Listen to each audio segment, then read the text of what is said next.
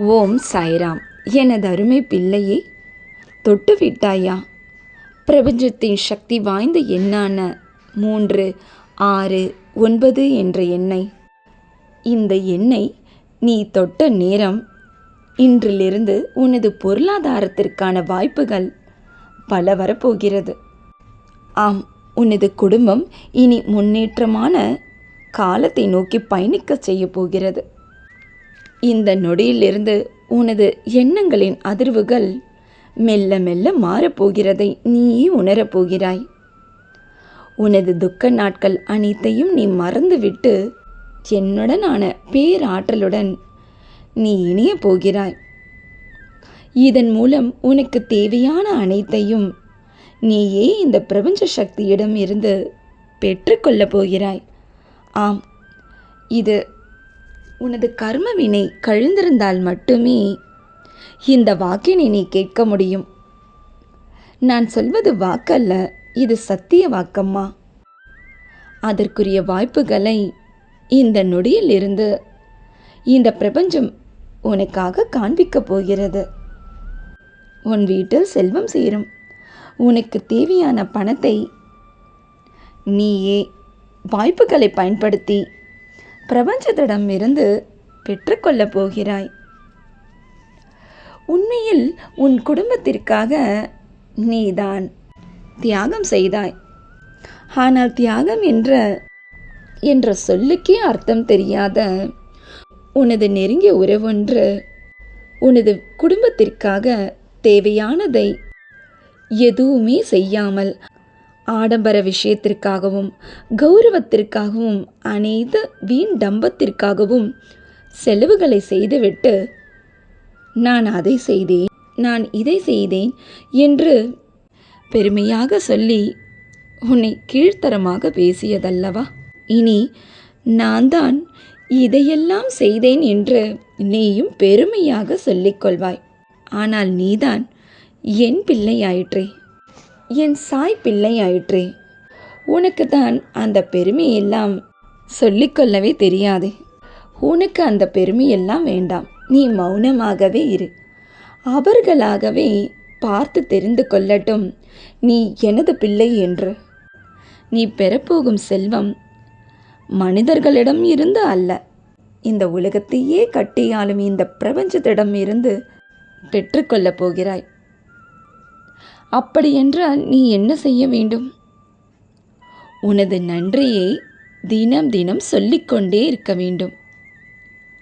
ஒவ்வொரு நொடியும் சொல்லிக்கொண்டிருந்தாலும் நீ ஒன்றும் குறைந்துவிடப் போவதில்லையே. ஆனால் அதை எப்பொழுது சொல்ல வேண்டும், எப்படி சொல்ல வேண்டும்?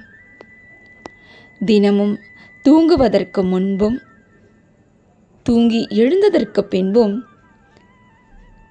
உன்னை கஷ்டப்பட்டு ஆளாக்கி வளர்த்தார்களே, உனது தாய் தந்தையருக்கு முதலில் நன்றியை சொல். இரண்டாவதாக, உன்னை சிறு வயது முதல் கொண்டு உனக்கு தேவையான உணவு, உடை, இருக்க இடம், இப்படி அத்தியாவசியங்களை கொடுத்த இந்த பிரபஞ்சத்திற்கு நன்றியை சொல். மூன்றாவதாக, உனது பிரியமான சாயப்பாவான எனக்கு நன்றி சொல். இதுதான் உனது தலையாய கடமையாகும். இப்படி ஒவ்வொரு நாளும் அதிகாலையில் சொல்லிவிட்டு பின்பு உனது கடமைகளை செய்து பாரு.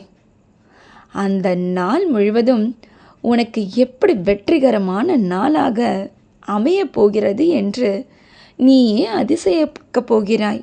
ஆம் பிள்ளையே, இனி வெற்றிகள் மட்டுமே உனக்கு குவியப் போகிறது. உனது சிறு வயது முதற்கொண்டே பல தோல்விகளை மட்டுமே பார்த்து வந்த உனக்கு, பல அவமானங்களை மட்டுமே பார்த்து வந்த உனக்கு இனிதான் வெற்றிகள் மேன்மேலும் குவியப் போகிறதம்மா. இது வெற்றி அல்ல, மாபெரும் வெற்றியாகும் உனக்கு. இந்த வெற்றியை நீ யாரிடமும் பெருமை எடுத்துக் கொள்ள வேண்டாம். தூற்றிய அனைவரும் தெரிந்து கொள்வர் நீ என் பிள்ளை என்று. அந்த அளவிற்கு உனது வெற்றியை அவர்கள் அனைவரும் பார்க்கும்படி நான் உன்னை வாழ வைக்கப் போகிறேன். சந்தோஷமாக இரு உன் குடும்பத்துடன்.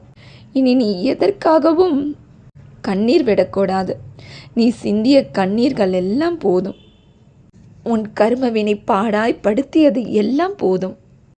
உனது கர்ம வினைகள் கழிந்திருந்தால் மட்டுமே எனது இந்த தெய்வ வாக்கினை உன்னால் கேட்க முடியும்.